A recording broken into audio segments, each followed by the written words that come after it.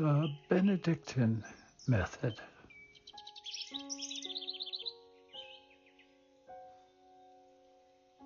Exercise 33 of Anthony de Mello's Sadhana, A Way to God.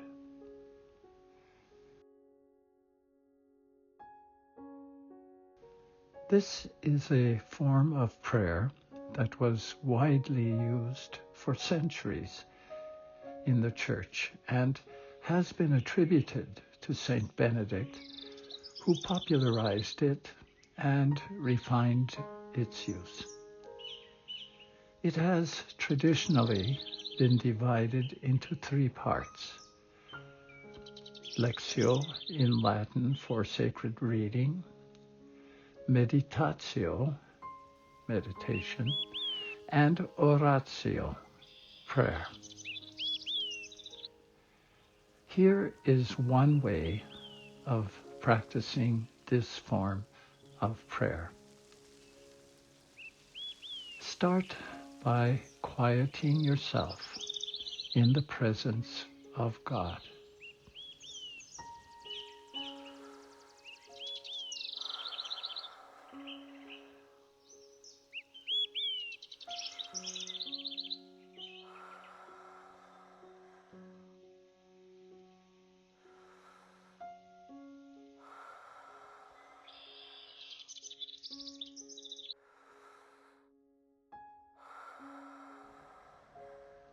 Then take up a book for sacred reading, Lectio, and begin reading until you alight upon a word, a phrase, a sentence that appeals to you, that attracts you. When you get to such a sentence, stop the Lectio. The first part of the exercise is now over, and the second part, the meditation, must begin.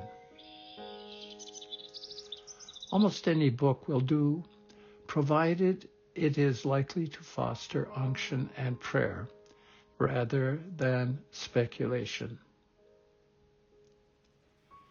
It is important that you do not take a passage for your reading that you are not familiar with, that is likely to spur you on to read more and more.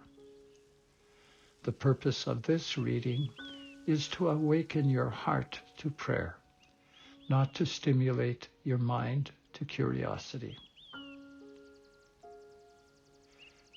Let us suppose now that you have taken for your Lectio a passage from the New Testament or from the Psalms, two parts of the Bible that lend themselves ideally to this kind of prayer.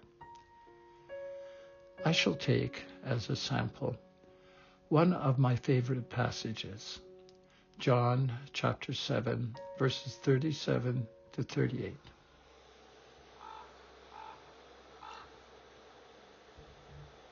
You begin to read.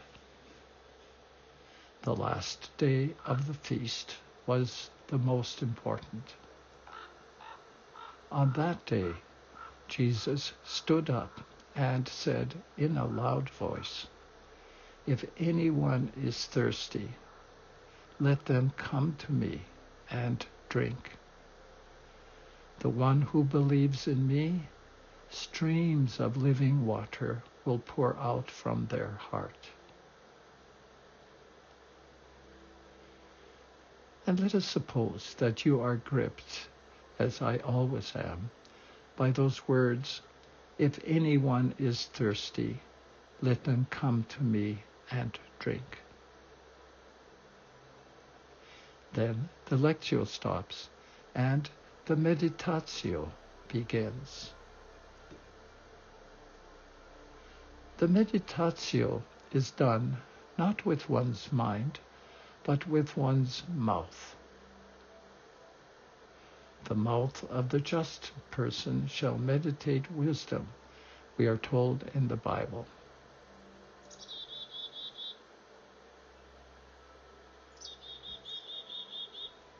You meditate as much with your mouth as with your head. This is what you must do now with this sentence. Repeat the sentence again and again. You may do this mentally. There is no need to pronounce the words with your mouth or to say them aloud.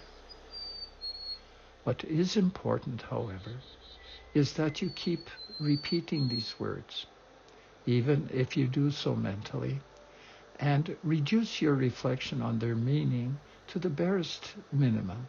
In fact, it is better not to reflect on them at all. You know what they mean. Now, through repetition of them, allow them to sink into your heart and mind, to become part of you. If anyone is thirsty, let them come to me and drink. If anyone is thirsty, let them come to me and drink.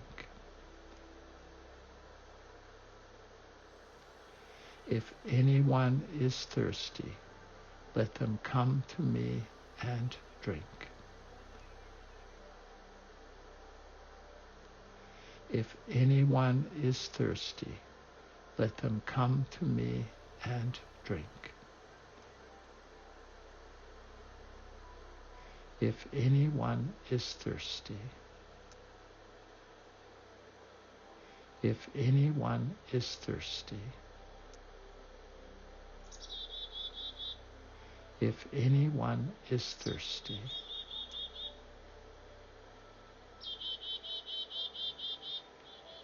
as you do this, you will savor and relish the words you are repeating. It is likely that you will instinctively shorten the sentence, dwelling now on one set of words rather than on another. If anyone is thirsty, anyone, anyone, anyone. Once you have done this for a while, you will have relished the words sufficiently. You will feel saturated with them, touched by the unction they give.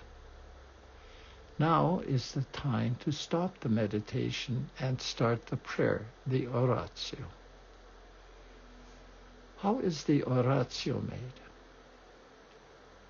Either by speaking spontaneously to the Lord in whose presence you are, or by maintaining a loving silence in his presence, filled as you are with the grace, the unction, the attitude that these words have induced in you.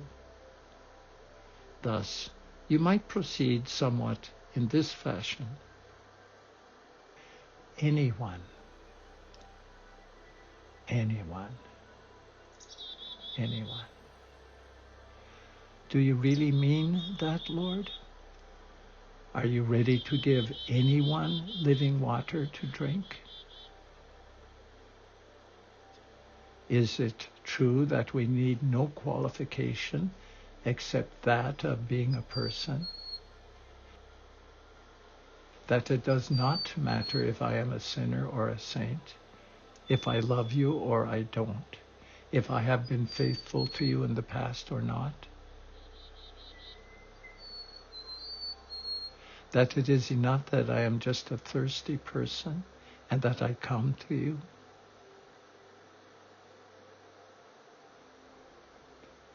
Or you might say something like this: thirsty, thirsty, thirsty. Come to me. Come to me. Come to me. I am thirsty, Lord, so here I come to you. but I am coming with a good deal of diffidence. I have come to you so often in the past, and you have not slaked my thirst. What is this mysterious living water that you speak of? Is there some block in me that prevents my seeing it, my tasting it?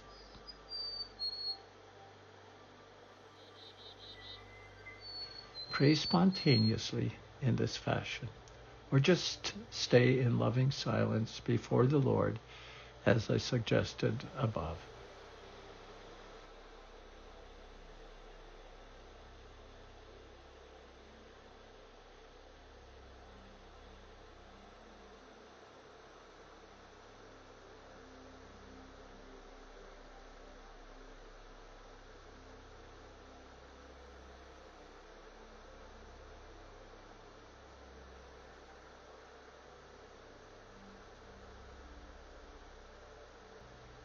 When you notice you are finding it hard to maintain the oratio without distraction, pick up your book and start the Lectio again.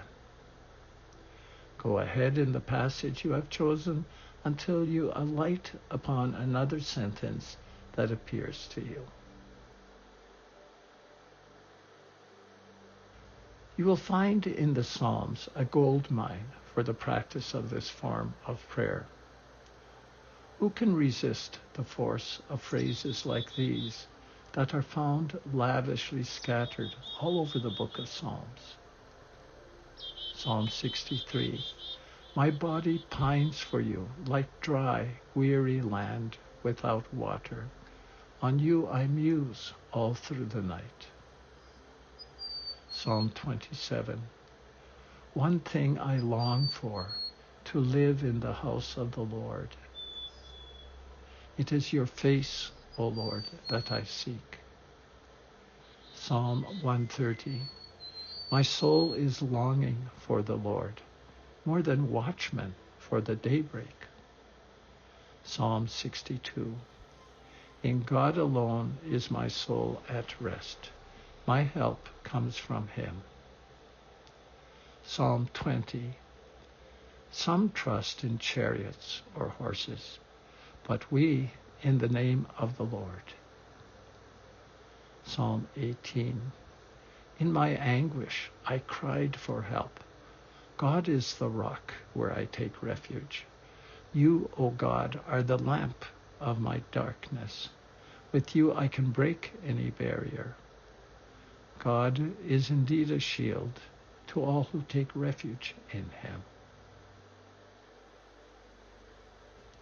Oh, that I had wings like a dove to fly away and be at rest. Entrust your cares to the Lord, and he will support you. That was Psalm 55. Psalm 51. Do not deprive me of your Holy Spirit. Give me again the joy of your love.